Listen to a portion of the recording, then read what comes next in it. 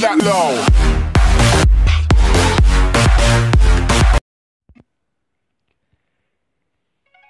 Et yo tout le monde, c'est Silverbo et on se retrouve pour une nouvelle vidéo sur Clash of Clans. Dans cette vidéo, je vais vous présenter un nouveau concept vraiment qui pourrait révolutionner les guerres de clans. C'est tout simplement, comme dans le titre de cette vidéo, les tournois de clans, donc TDC. Voilà, donc c'est vraiment un système, je pense, qui va permettre de révolutionner les GDC qui deviennent, pour ma part, vraiment un peu ennuyantes. Il n'y a plus vraiment de challenge. Hop, voilà, je vais vous passer direct les gameplays. Hop, et c'est parti. Alors, je vais vous mettre les feuilles sur le côté. Donc, ça sera un peu petit, mais vous inquiétez pas, je vais les laisser en screenshot à la fin de la vidéo. Comme ça, vous pourrez bien comprendre ce dont j'ai parlé et ce que j'ai raconté. Alors voilà, tournoi de clan, première feuille, comment y participer. Donc il faut tout simplement appartenir à un clan, voilà, c'est logique, c'est la base, appartenir à un clan. Et être HDV 8 et plus, et 8, parce que seuls les HDV 8, 9, 10 et 11 vont pouvoir participer à un tournoi de clan. Donc numéro 1, déroulement des tournois de clan. Donc le chef du clan et uniquement le chef de clan. Voilà, donc les adjoints n'auront pas cette possibilité. Uniquement le chef de clan pourra inscrire X joueurs. Donc soit 10 joueurs, soit 15 joueurs, soit 20 joueurs. Voilà, 10, 15 ou 20 joueurs, grand maximum. Il ne pourra pas en inscrire plus. Le matchmaking reste le même que pour les GDC. Voilà, donc pour les GDC, le matchmaking est plutôt bien fait. Il y a quelques erreurs de temps en temps, c'est normal. L'erreur 0 n'existe pas. Donc c'est tout à fait normal. Une seule catégorie d'HDV par clan est autorisée. Pas d'inégalité entre les HDV. Point 5. Je m'explique. En GDC, très souvent on tombe sur des HDV 8.5, 9.5, 10.5. Voilà, donc tout ça vraiment ça déséquilibre parce que le matchmaking ne fait pas attention à ce genre d'HDV. Il pense que ce sont des HDV 8, 9, 10 ou 11 alors qu'en fait ce sont des HDV de niveau supérieur. Donc ça cause beaucoup de désavantages. Là, le tournoi de clan sera disponible que pour des HDV 8, que pour des HDV 9, que pour des HDV 10 ou que pour des HDV 11. Il n'y aura pas d'HDV.5 dans les tournois de clan. Je m'explique. Pour éviter, parce que les tournois de clan vraiment vont désavantager les HDV.5, et ben, imaginons j'ai un HDV 8.5, donc c'est que je suis HDV 9, mais j'ai des défenses d'HDV 8 et des troupes d'HDV 9. Et bien, je vais être considéré par le jeu dans le tournoi de clan comme un HDV 9, mais comme j'ai des défenses d'HDV 8, je serai tout simplement en fin de page. Donc c'est vraiment désavantageux parce que comme il n'y aura que des HDV 9 en face, et ben vu que tu as des défenses d'HDV 8, tu vas juste te faire raser mais en 5 secondes. Voilà, donc c'est vraiment pour éviter toute inégalité et injustice. Numéro 4, classement des hôtels de ville selon le niveau de défense. Donc c'est ce que j'ai dit juste avant. Si t'es maxé, t'es en haut de page, pardon. Et si t'es pas trop maxé, tu seras au milieu ou en fin de page. Hop. Numéro 5. Attends, je vous mets juste... Hop là, voilà, un deuxième. Gameplay. L'ordinateur recherchera 8 clans comprenant le même niveau d'HDV. Donc 8, 9, 10, 11 comme j'ai dit tout à l'heure. Le même nombre. Donc bien sûr ce seront les tournois de clans à 10 contre 10, 15 contre 15 ou 20 contre 20. Et le même niveau de puissance du clan. Voilà, donc ça c'est le matchmaking qui va s'en occuper. Donc la fréquence de tournoi de clan c'est une fois par semaine. Il n'y aura qu'un seul tournoi de clan par semaine. Il se déroulera du samedi au vendredi. Donc de samedi à vendredi, tournoi de clan. Il dure vraiment une semaine. Attention, le clan gagnant ne peut pas participer à 2 tournois de clan consécutifs. Je m'explique. Vu que les récompenses du tournoi de clan sont vraiment quand même alléchantes et énormes, et ben pour éviter que ce soit toujours les mêmes clans qui gagnent, ils pourront participer à un tournoi de clan une fois toutes les 2 semaines, s'ils gagnent bien sûr, s'ils gagnent. si ils n'arrivent pas à la finale, si c'est pas les gagnants du tournoi de clan, ils pourront bien sûr relancer sur un tournoi de clan la semaine d'après. Numéro 4, la semaine de tournoi de clan est départagée en JP pour jour de préparation et JC pour jour de combat. Numéro 5, un onglet spécial tournoi de clan plus des statistiques seront insérées dans le jeu, c'est logique. Il y aura un onglet pour les guerres de clan où on voit les statistiques et un onglet pour les tournois de clan où on verra aussi les statistiques. Numéro 6, les joueurs n'auront pas la possibilité de voir les matchs des autres clans, sauf celui contre lequel ils se battent, c'est logique, même après élimination. Donc voilà, pour éviter toute triche, vraiment j'insiste sur ce point, pour éviter toute triche et toute inégalité, les joueurs ne pourront pas voir ni le nom de clan, ni les joueurs et des clans et les replays des autres clans.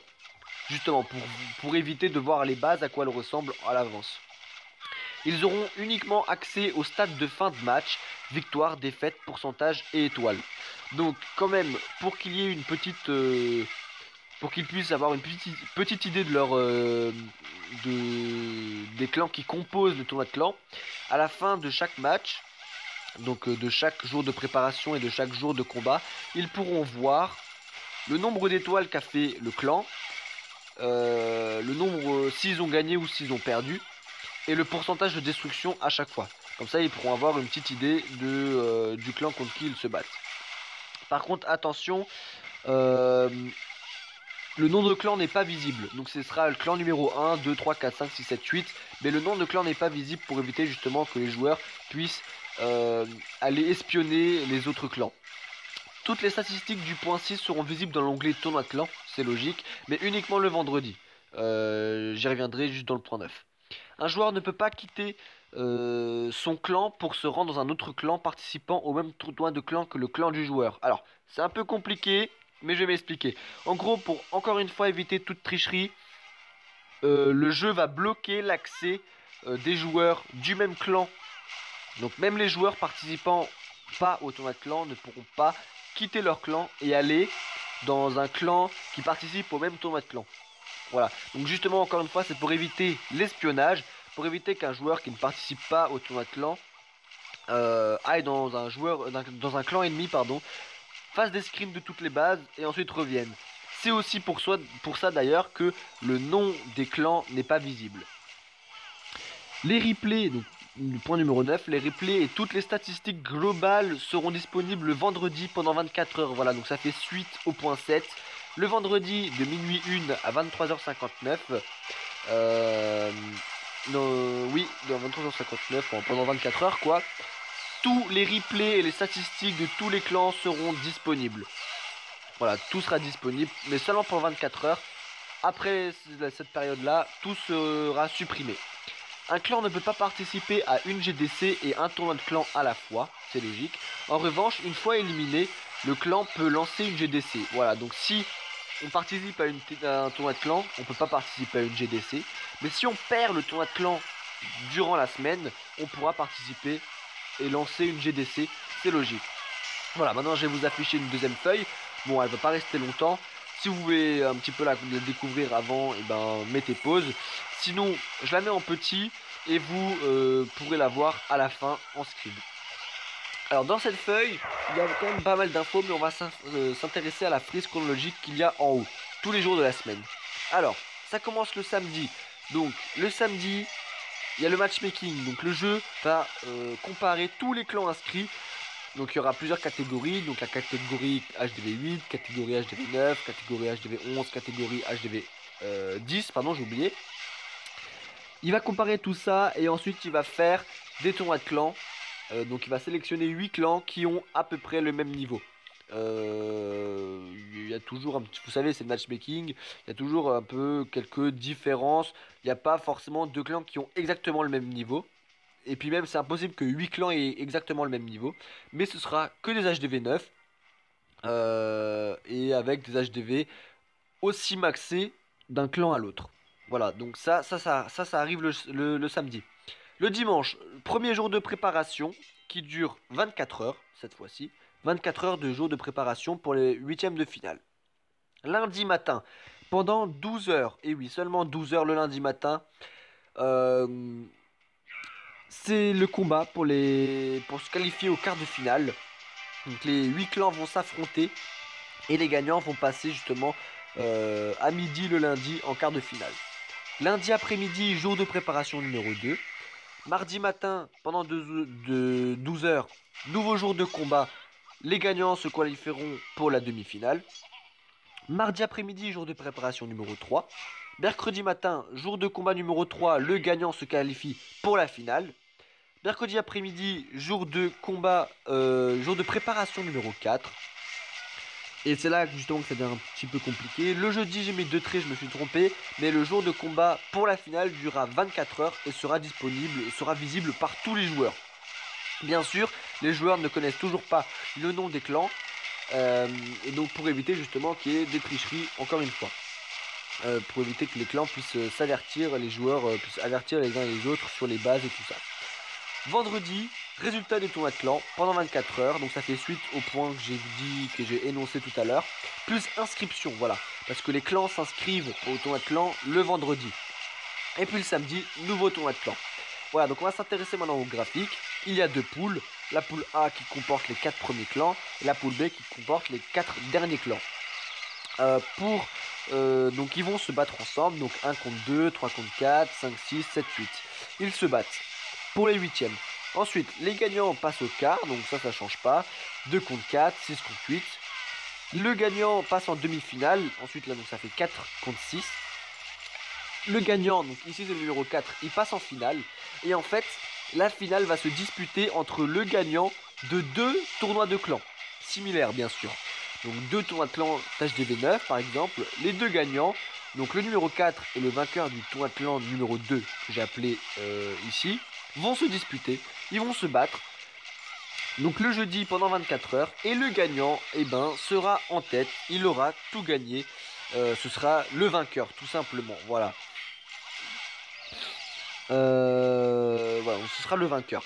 Pour le butin qui est sur la droite, donc voilà, on arrive à la fin tout doucement. En 8e de finale, les perdants auront 250 000 or élixir et 1000 élixirs noirs. Donc c'est comme s'ils avaient perdu une GDC. Les perdants au quart de finale auront 1 million d'or et d'élixir et 3000 élixirs noirs. Plus 250 000 or et élixir et 1000 élixirs noirs. Donc le butin, selon les paliers, se cumule. Voilà, le butin se cumule, donc c'est très très alléchant. Demi-finale, c'est pareil, 2 millions d'or et d'élixir, 5000 élixirs noirs. Et le gagnant de la finale, 500 000, non 500 000, que dis-je, 500 gemmes, 2,5 millions d'or et élixir et 7000 élixirs noirs. Donc le gagnant de la finale aura en tout 5,750 millions d'or et d'élixir et 16 000 élixirs noirs, plus les 500 gemmes bien sûr. Pour les perdants, eh bien toujours on se réfère au palier inférieur à chaque fois. Donc sauf pour la finale. C'est-à-dire que le perdant de la finale, il aura quand même 2,5 millions d'or élixir et 7000 élixirs noirs, mais il n'aura pas les 500 gemmes. Voilà, donc le gagnant du tournoi de clan va gagner 5 euros de gemmes tranquillement. Je pense que c'est vrai assez alléchant pour attirer les clans à combattre, même si le clan dure une semaine. Le tournoi de clan, donc j'ai décidé de faire 12 heures de préparation et de 12 heures de combat. C'est très peu parce que surtout que les 12 heures de combat sont que le matin. À chaque fois c'est le matin sauf pour le jeudi. J'ai décidé de faire comme ça tout simplement parce que ça permet au clan, en fait ça oblige au clan d'avoir de l'expérience entre guillemets et d'être vraiment rigoureux et d'être organisé. L'organisation permettra au clan, l'organisation et le skill permettront au clan de terminer en finale. Voilà, tout simplement.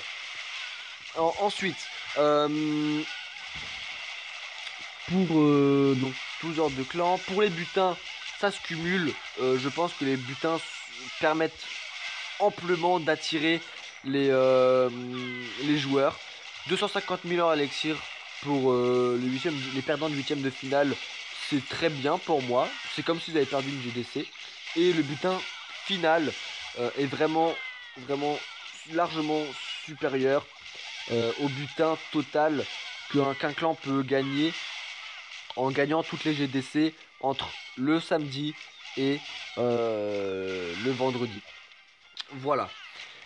Bon, eh bien, on arrive à la fin de cette présentation de ce concept qui est les tournois de clans. Hop, voilà, j'ai plus trop de batterie. On arrive à la fin, j'espère que ça vous aura plu. Moi ça m'a mis pas mal de temps de tout chercher, d'essayer de rendre le tournoi de clan en général équilibré. La mise en place des règles pour éviter toute injustice, toute forme de triche.